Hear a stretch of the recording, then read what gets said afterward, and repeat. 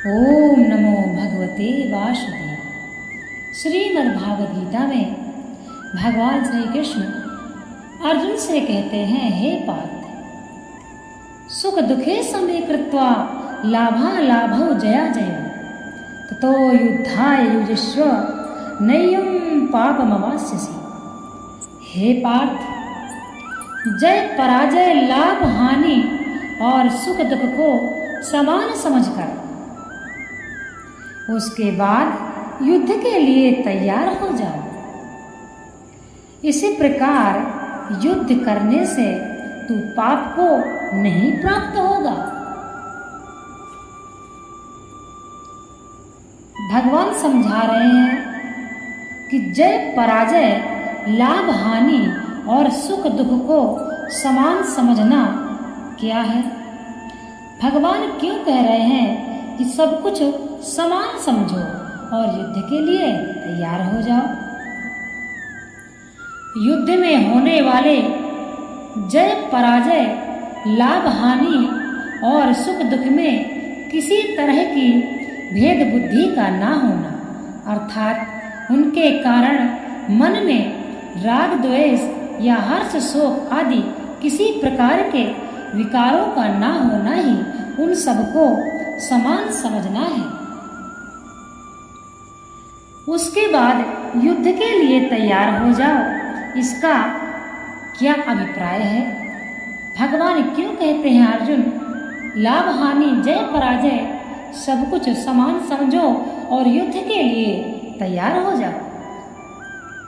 इस वाक्य से भगवान ने यह भाव दिखलाया है कि यदि तुमको राज्य सुख और स्वर्ग की इच्छा नहीं है तो युद्ध में होने वाले विषम भाव का सर्वथा त्याग करके उपरयुक्त प्रकार से युद्ध के प्रत्येक परिणाम में सम होकर उसके बाद तुम्हें युद्ध करना चाहिए।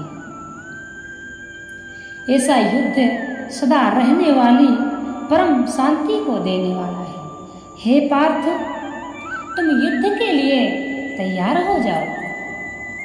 इसी प्रकार युद्ध करने से तू पाप को प्राप्त नहीं होगा। इसका अभिप्राय क्या है? इस वाक्य से भगवान ने अर्जुन के उन वचनों का उत्तर दिया है जिनमें अर्जुन ने युद्ध में स्वजन वध को महान पाप कर्म बतलाया है और ऐसा बतलाकर युद्ध न करना ही उचित सिद्ध किया है। अभिप्राय यह है कि उपयुक्त प्रकार से युद्ध करने पर तुम्हें किसी प्रकार का किंचित मात्र भी पाप नहीं लगेगा, अर्थात तू शुभाशुभ कार्य बंधन रूप कर्म पाप से भी सर्वथा मुक्त हो जाएगा। यहाँ तक भगवान ने सांख्य योग के सिद्धांत से तथा छात्र धर्म की दृष्टि से युद्ध का औचित्य सिद्ध करके अर्जुन को क्षमता पूर्वक युद्ध करने के लिए आज्ञा दी। अब कर्म योग के सिद्धांत से युद्ध का औचित्य बतलाने के लिए कर्म योग के वर्णन की प्रस्तावना करते हुए भगवान कहते हैं, हे पार्थ, यह बुद्धि तेरे लिए ज्ञान योग के विषय में कही गई है और अब तू इसको कर्म योग के विषय में सुन। जिस बुद्धि से युक्त हुआ तू कर्मों के बंधन को भली भांति त्याग देना यानी सर्वथा नष्ट कर डालेगा। यहाँ ऐसा विशेषण के सहित बुद्धि पद किस बुद्धि का वाचक है और यह बुद्धि तेरे लिए ज्ञान योग के विषय में कही गई है, इसका क्या अभिप्राय है? भगवान कहते हैं, भगवान पूर्व श्लोक में भगवान ने अर्जुन को जिस समभाव से युक्त होकर युद्ध करने के लिए कहा है उसी समता का वाचक यहाँ ऐसा पद के सहित बुद्धि पद है, क्योंकि ऐसा पद अत्यंत निकटवर्ती वस्तु का लक्ष्य कराने वाला है। अतएव इस कथन से भगवान ने यह भाव दिखलाया है कि ज्ञान योग के साधन से यह समभाव किस प्रकार प्राप्त होता है।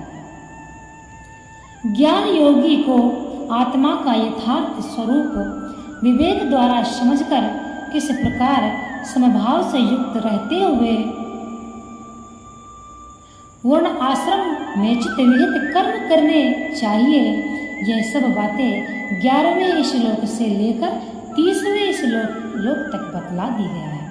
इसमें भगवान कहते हैं, आत्मा के यथार्थ स्वरूप को न जानने के लिए, आत्मा के यथार्थ स्वरूप को न जानने के कारण ही मनुष्य का समस्त पदार्थों में विसंभाव हो रहा है। जब आत्मा के यथार्थ स्वरूप को समझ लेने पर उसकी दृष्टि में आत्मा और परमात्मा भेद नहीं रहता है। एक सच्चिदानंद घन ब्रह्म से भिन्न किसी की सत्ता नहीं रहती है, तब उसकी किसी में भेद बुद्धि हो ही कैसे सकती है। इसलिए भगवान ने 11 श्लोक में मरने और जीवित रहने में भ्रममूलक इस विसंभाव या भेद बुद्धि के कारण होने वाले शोक को सर्वथा भेद बुद्धि के कारण होने वाले शोक को सर्वथा अनुचित बतलाकर इस शोक से रहित होने के लिए आत्मा के नित्यत्व और असंगत्व का प्रतिपादन करते हुए यह दिखलाया है कि प्राणियों के मरने में और जीवित रहने में जो भेद प्रतीत होता है वह अज्ञान जनित है। आत्मज्ञानी धीर पुरुषों में यह भेद बुद्धि नहीं रहती है, क्योंकि आत्मा समय निर्विकार और नित्य है। तदंतर शीत उष्ण सुख दुखों आदि द्वंद्वों के द्वारा भेद बुद्धि उत्पन्न करने वाले शब्द आदि समस्त विषय संयोग को अनित्य बतलाकर अर्जुन को उन्होंने सहन करने के लिए उनमें सम रहने के लिए कहा है और सुख दुख आदि को सम समझने वाले पुरुष की प्रशंसा करके उसके परमात्मा की प्राप्ति का पात्र बतलाया है। इसके बाद सत्यासत्य वस्तु का निर्णय करके अर्जुन को युद्ध के लिए आज्ञा देकर अगले श्लोक में आत्मा को मरने मारने वाला मनाने वालों की अज्ञानी बतलाकर आत्मा के निर्विकार तत्व अकर्तृत्व और नित्यता प्रतिपादन करते हुए यह बात सिद्ध कर दी गई है कि शरीरों के नाश से आत्मा का नाश नहीं होता। इसलिए इस मरने और जीने में विसंभाव करके तुम्हें किसी भी प्राणी के लिए किंचित मात्र भी शोक करना उचित नहीं है। इस प्रकार उक्त प्रकरण में सत्य और असत्य पदार्थों के विवेचन द्वारा आत्मा के यथार्थ स्वरूप को जानने से होने वाली क्षमता का प्रतिपादन किया गया है। इमाम पद किस बुद्धि का वाचक है और अब तो इसको योग के विषय में सुन, इस वाक्य का क्या भाव है। इमाम पद भी उसी पूर्व श्लोक में वर्णित समभाव रूप बुद्धि का वाचक है। अतः उपर्युक्त वाक्य से भगवान ने यह भाव दिखलाया है कि वही समभाव कर्मयोग के साधन में किस प्रकार होता है, कर्मयोगी को किस प्रकार समभाव रखना चाहिए और उस समता का क्या फल है। ये सब बातें मैं अब अगले श्लोक में तुम्हें बतलाना आरंभ करता हूँ।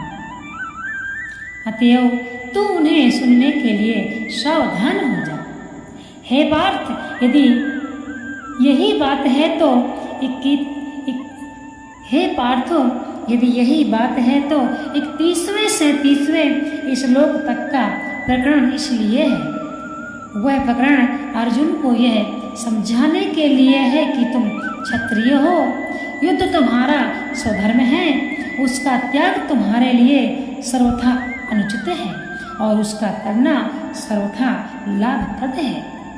और 38वें श्लोक में यह बात समझाई गई है कि युद्ध करना ही है तो उसे ऐसी युक्ति से करना चाहिए जिससे वह बंधन का हेतु ना बन सके। इसलिए ज्ञान योग और कर्म योग इन दोनों ही साधनों में समभाव से युक्त होना आवश्यक बतलाया गया है और इसी श्लोक में उस समभाव का दोनों प्रकार के साधनों के साथ देहली दीपक न्याय से संबंध दिखलाया गया है।